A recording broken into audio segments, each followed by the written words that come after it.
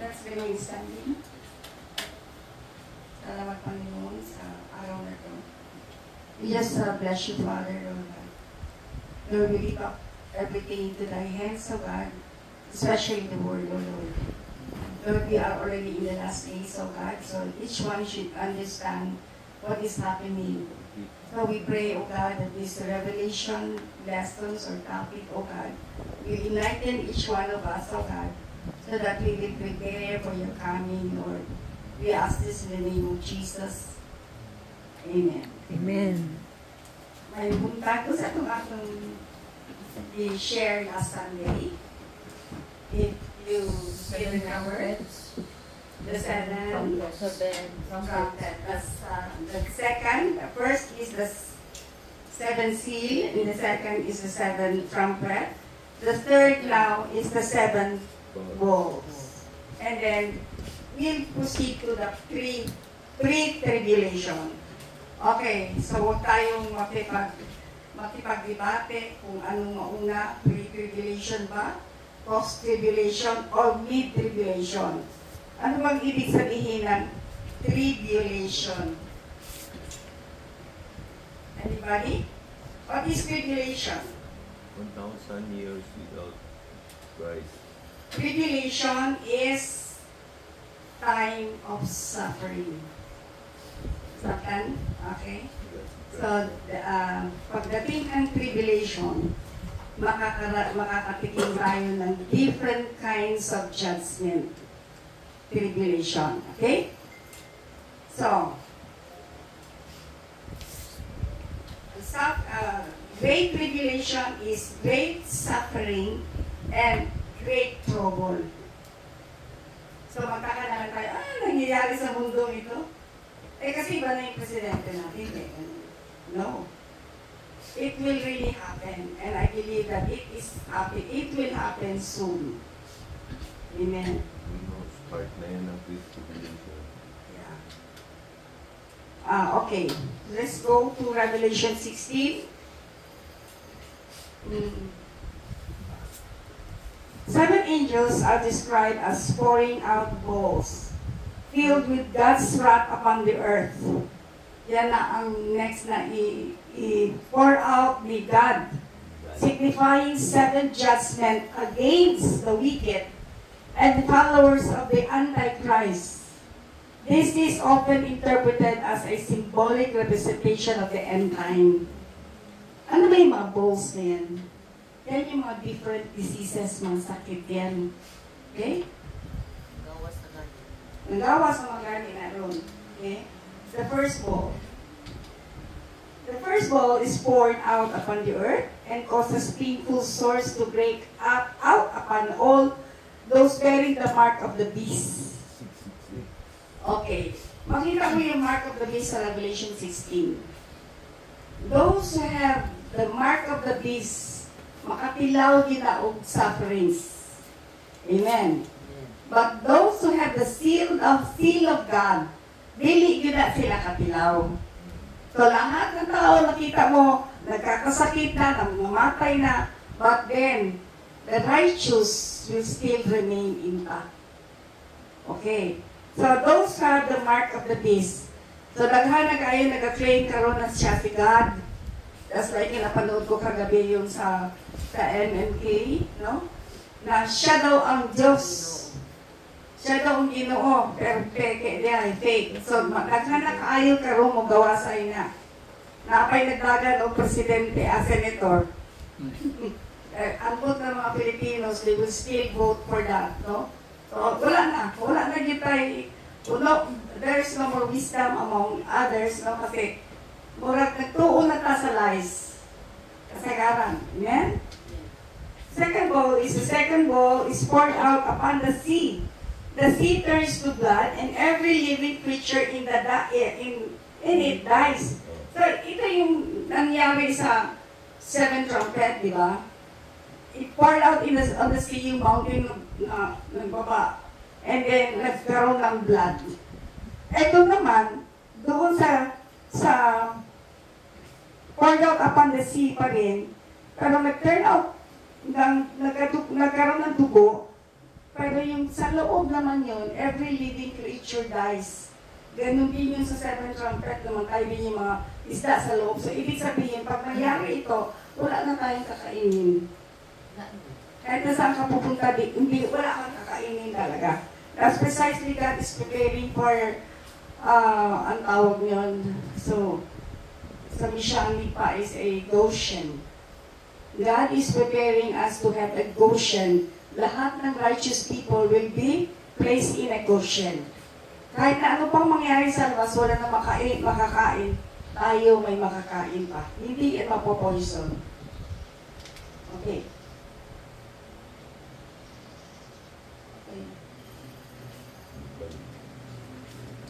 The third?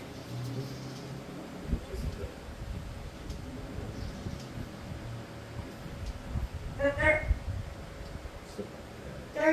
third bowl is poured out upon the rivers. Rivers hindi lang sa dagat. Springs of water. Asa ba nagakuha og tubig nato kanang ginapalit nato? It's taken in the river, di ba? So, spring of waters yan. And they turn to blood. The angel of the waters makes a speech in praise of God's justice, which is echoed by a voice from the altar. Siguro yung mga angels kumakanta. Oh, wala na may kaunon, wala na mo tanan, wala na may mainom. Yung sa seven trumpet is, these are the people who wants to die, who wants to be killed, pero diligid sila mamatay. Muna may tabo.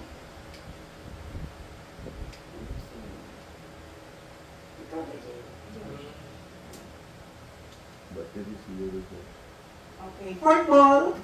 The fourth bowl is poured out upon the sun. The sun scorches the people, but they only curse the name of God and do not repent. These are the time na mga tao dili na mo repent because sinners na gina sila. Wala na time na pwede mag-repent ang mga tao. Kaya makita mo, ngayon pa lang, kahit na Christian, they don't agree with each other. Dili na united ang mind. Wala na yung wisdom. They disagree. Even Christians disagree. Kung sino yung, sa ilang tuuhan. Amen. Okay, the fifth bowl is poured out upon the throne of the beast. And thick darkness overwhelmed the kingdom of the beast, and the wicked still do not repent. So, ibig sabihin, kung ang mga wicked dili na repent, there is no more room for them to repent. Wala na yung repentance pagdating sa tribulation. Mauna na wrath, adjustment of God, which is a wrath of God. Amen. Eh, karon pala, maghula na tahala. Pag-abot kanining panahon, na mag-suffer din any. Okay. The sixth bowl is poured out upon the river, Euphrates. The river dries up to allow the kings of the east to cross. 3 unclean spirits with the appearance of frogs come, and one each out of the mouths of the dragon, the beast, and the false prophets.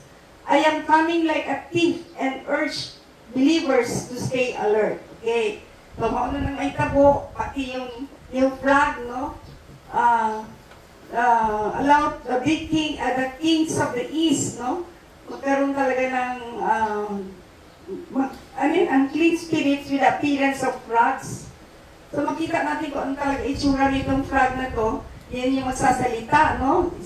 Ang mouth is like a dragon and a beast. Okay? These spirits refer to as unclean, meaning unlived for consumption in biblical literature, work miracles to gather the nations of the world to battle against the forces of good during the Battle of Armageddon. Away na ang good and evil. Na madaog man kita sila. Maanggan ng mga righteous. They know where they would stand, no? Even if they fail, madaog lang gihapon na sila during the tribulation. The vision is interrupted by a voice that says, "Behold, I am coming like a thief," and urges believers to stay alert. Okay. So this is a warning for all the believers. Kadagang kayo ng mga believers karon na They started well. They, nag-work din sila from the start. Nag-end up sila evil. So, importante din na you just check on your heart na dili yung kamadala kung usa-usa pa mga daghampay, mga ginasultian ng mga lies. The seventh bowl is poured out into the air. A great voice from the throne says, "It is done." There is thunder and lightning and an earthquake which destroys the cities of the world and splits the great city into 3 parts. The island of the mountains are destroyed.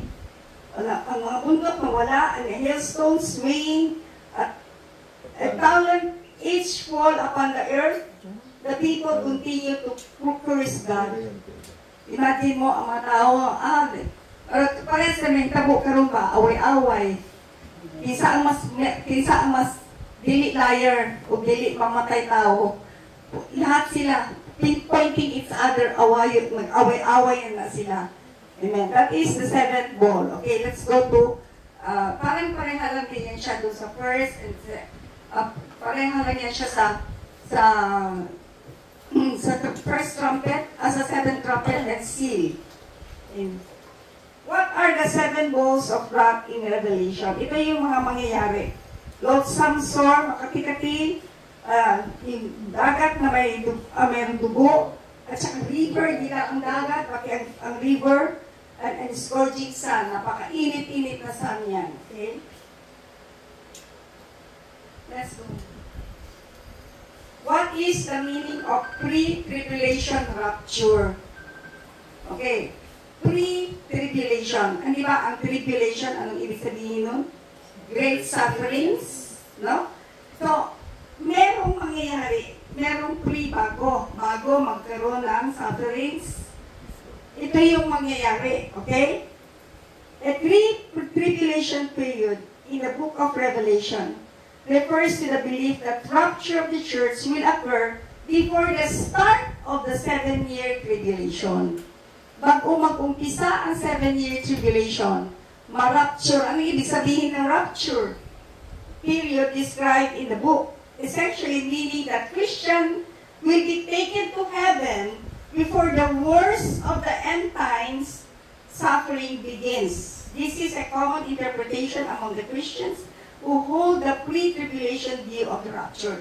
Kasi ang mga churches ngayon nag-away-away. Mayroon sila, dili na tinuod ang mid-tribulation. Dili ang post-tribulation. Dili ang among stand is the pre-tribulation. Wala. Dili ko makipag-argue na. Any of the 3. Basta meron. Wala'y away. Because of this eschatology, we continue to study the Word of God. Okay? This is the rapture and the second coming. Mag-rapture muna ang second coming after the 7 years tribulation. Okay. Ito yung rapture. Bago mag 3.5 years. Musugod na ng mga seal of the 7th seal, the 7,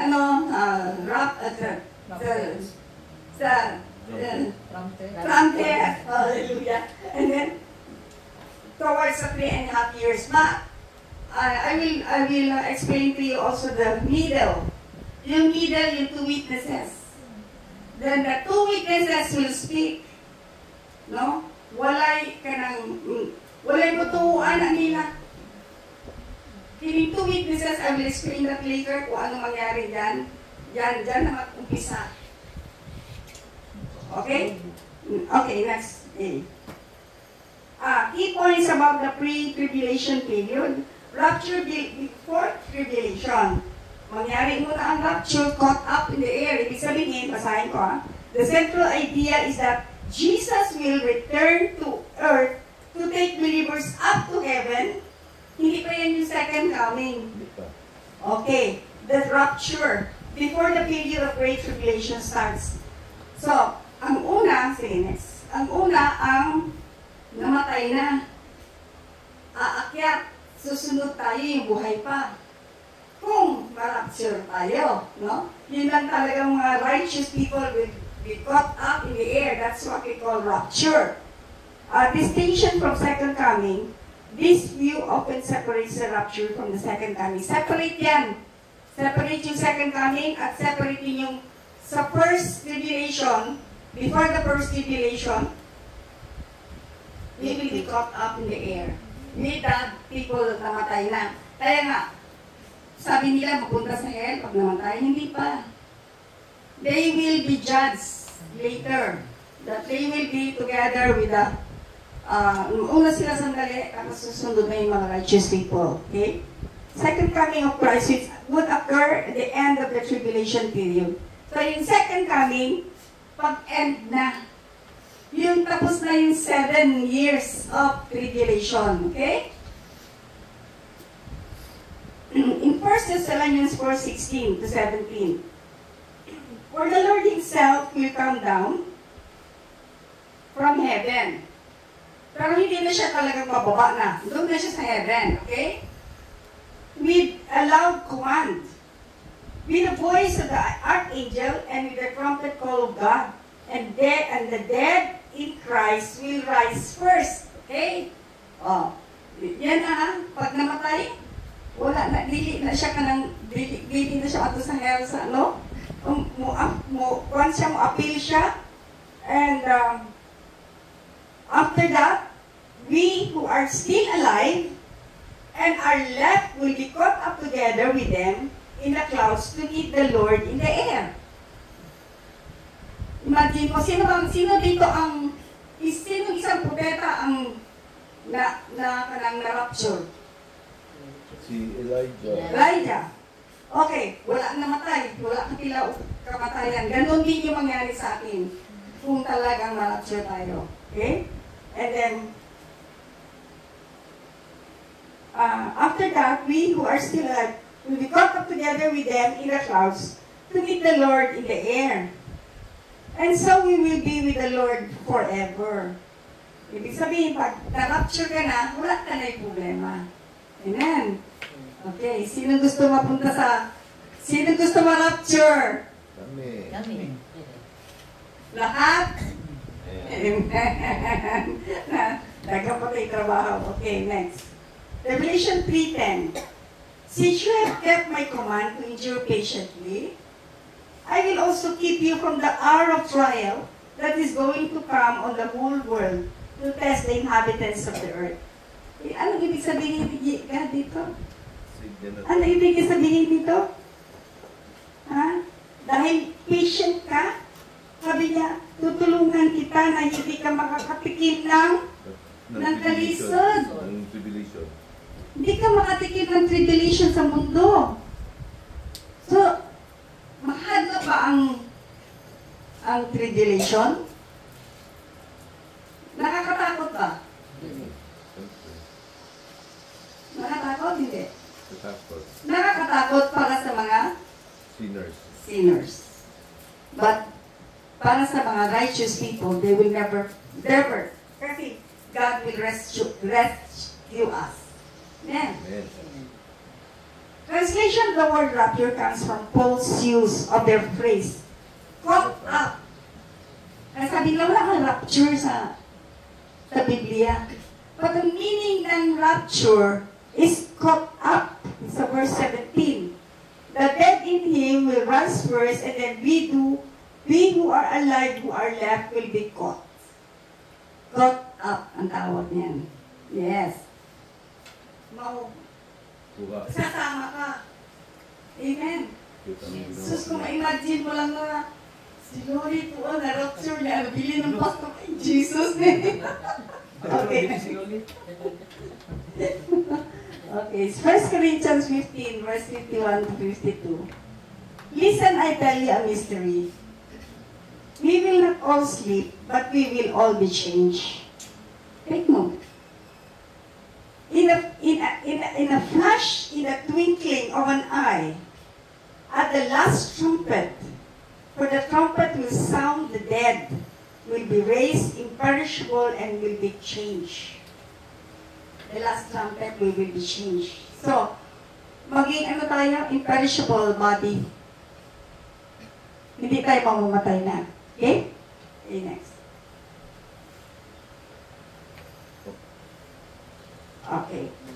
Dito tayo, wala tayong arguments muna. But if you want me to teach you yung pre-tribulation, post-tribulation, and mid-tribulation, I can do that. But I don't want you to be confused. Kasi alam na ninyo what tribulation means. Alam ninyo ano ang ine-expect nyo when this thing will come. Okay? And Proverbs 3:5-6 says, God will lead us into the insights He has for us. One very important thing to remember is God does not reveal everything.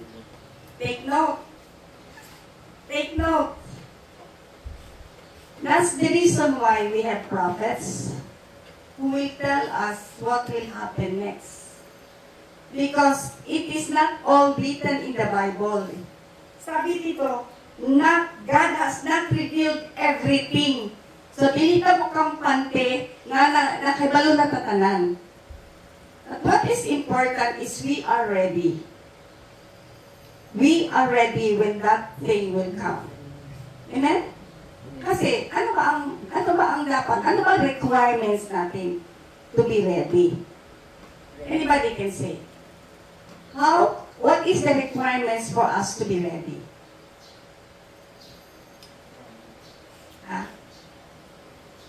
Requirements. Dapat born again tayo. Lahat naman tayo because of God's grace, you are already saved. That's true, di ba? But without work, grace is nothing. Work is nothing, di ba? Kailangan we have to work it out with fear and trembling yung ating salvation. But it doesn't follow when you are saved, you have to do a lot of requirements. Only when you do good things for the Lord. Kasi pag once you're saved, iba na yung mindset mo. Sabi niya, the old has gone and the new has come. So when you are truly born again, if you truly have received Christ as your Lord and Savior, hindi na kailangan na magpakita ka dito, mabanal ka, nag-preach ka sa gospel, nag-alud ka, nag-ampo ka. But God will just see what is in your heart. That is what important. You don't have to be a good speaker. You don't have to be good in prayer. You don't have to show everyone na ganyan ka. But only God knows whether you are righteous or not. So, ang importante lang dito is always keep watch. Then, when you want to be closer to God, pray. That is what is important. Pray. Ano ba? God will speak to you. God will reveal to you His plans for you. That's what is important. Pag nag-reveal ang Ginoo sa'yo, don't tell me na maglihok na lang kagwas na ka na rin tihok. Ibig sabihin, you will just move because of the Holy Spirit. The move of the Holy Spirit in your life. Tama ba? Amen. Amen. So, in spite of all these teachings, na sabi nga maraming mga eschatology na what you have learned, that is what is given to you. Now, we don't have to argue with other denomination, kasi other denomination will say, ay, mali ka. Okay na, it's still in the word, it's still in the scripture. So, if you want to study that, just let me know. I will stop from here. We stop from here, and then we will continue with the two witnesses later on. So, ito yung revelation natin is continuous ang teaching natin dito. So that you would understand na hindi kayo magiging ignorante na mangyayari. Ay, hindi ko man niya alam. Wala man nilituruan sa kong pastoraan na. No? And then after this, you can study it more, para malaman niyo kung ano talaga yung ano. Sabi nga dito, there is a word na I said dito tata kanina in Mark 4:25. To those who listen to my teaching, more understanding will be given. Katong mo bumaminaw sa pulong, naminaw. tagaan na sila sa Ginoo ug more understanding. But if you do not listen to the Word of God, no, andito kang dito, but for those who are not listening, even what little understanding they have will be taken away from them. Bawion. Bawion sa Ginoo ang imong naibalaan, maupitaw kasagaran, nga nagkasala. Maski unsa pa gyud na siya ka-anointed, mawala na kanan. Amen? So what is important is to keep the Word of God in your heart. No? Yan, sabi niya, love the Lord your God with all your heart. Trust not on your own understanding. In all things, acknowledge God. Gamay nga bagay, acknowledge din ang Ginoo. Masi gamay ra na, dako na siya. Nga para sa imuha gamay, para sa laing dako na siya, nihaka niya sa imuha. So we have to acknowledge our God every day. Amen? Amen. So kasap ka na to. It's very simple naman ang i-share ko sa inyo. And the more I will be teaching you about the sea, kanang seal sa 666, no? Sa forehead. Dapat alam din natin yan. Para mayroon sila nga wala sulti ang mong pastoral na dili na tinuod. So take note of the words, and then para later on study ninyo when you're in the house, study it. So praise God for that. Hallelujah.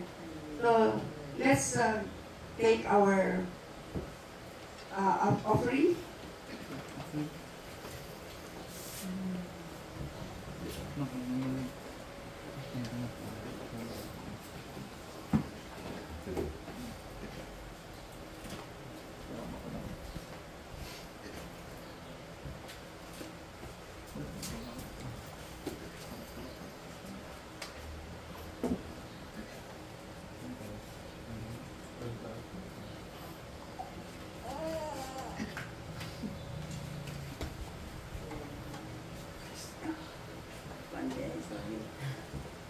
Today, communion, sorry. Communion? Good. Communion ako. Communion sa tanah.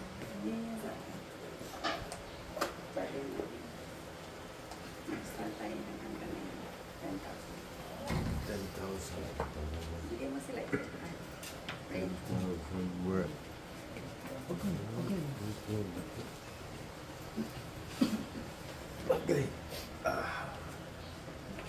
Ikaw magkumiyan ka, baby. Si Joshua, oh. Yeah, okay lang. Okay lang ako. Okay.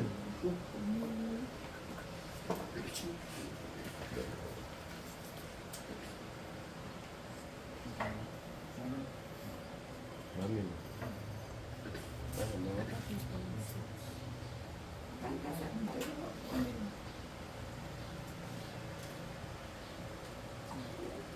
Stay.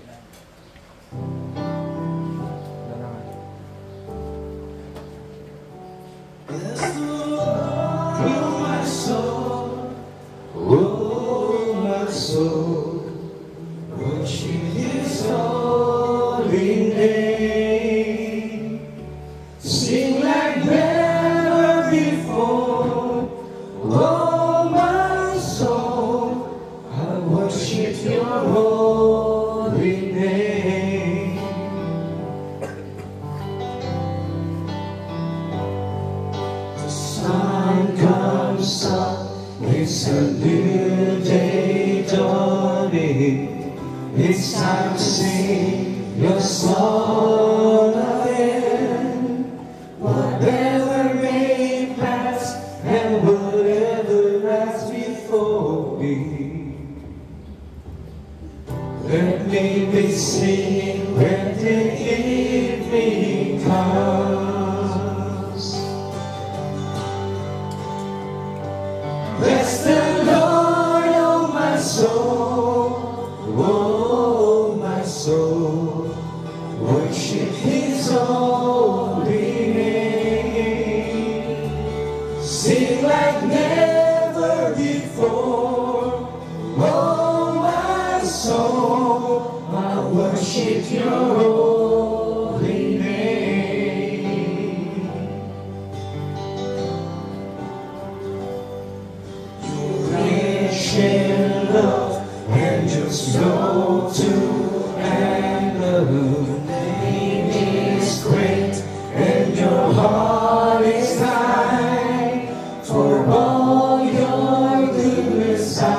keep on singing. 10,000 reasons for my heart to find. Bless the Lord, oh my soul, oh my soul. I worship His holy name. Sing like never before, oh my soul. I worship Your holy name. My soul, oh my soul, worship His holy name. Sing like never before, oh my soul, I worship Your holy name. And on that day when my strength is failing and draws near and my time has come, still my soul sing Your praise unending. 10,000 reasons for forevermore.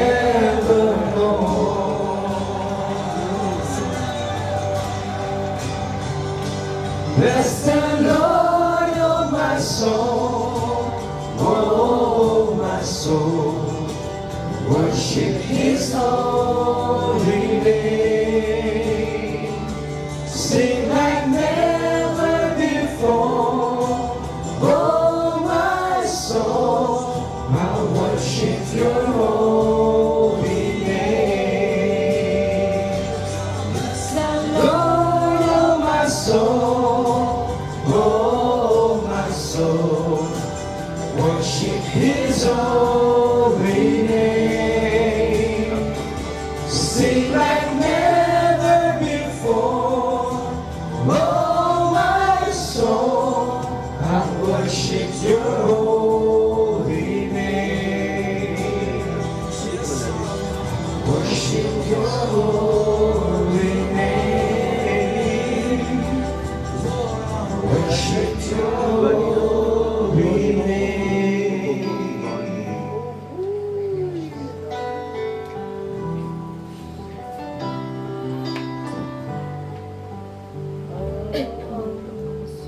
Sing like never before, oh my soul.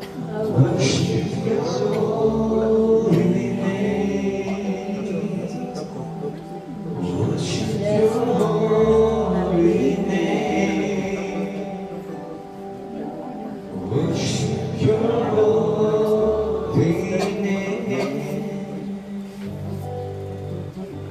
Let us lift our bread. Now, as they were eating, Jesus took bread, and after blessing it, broke it and gave it to the disciple and said, "Take, eat, this is my body."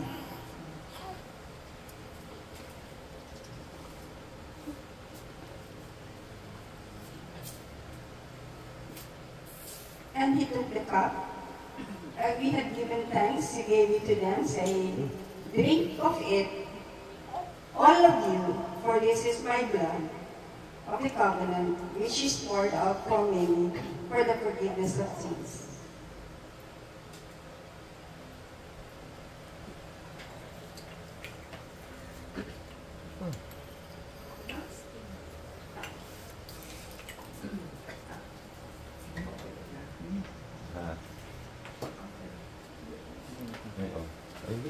Tapos naman. Tapos naman. Okay. Na-pray. Ano yan? Na-pray niya yan? Okay. Wala pa. Wala pa. Ay, wala.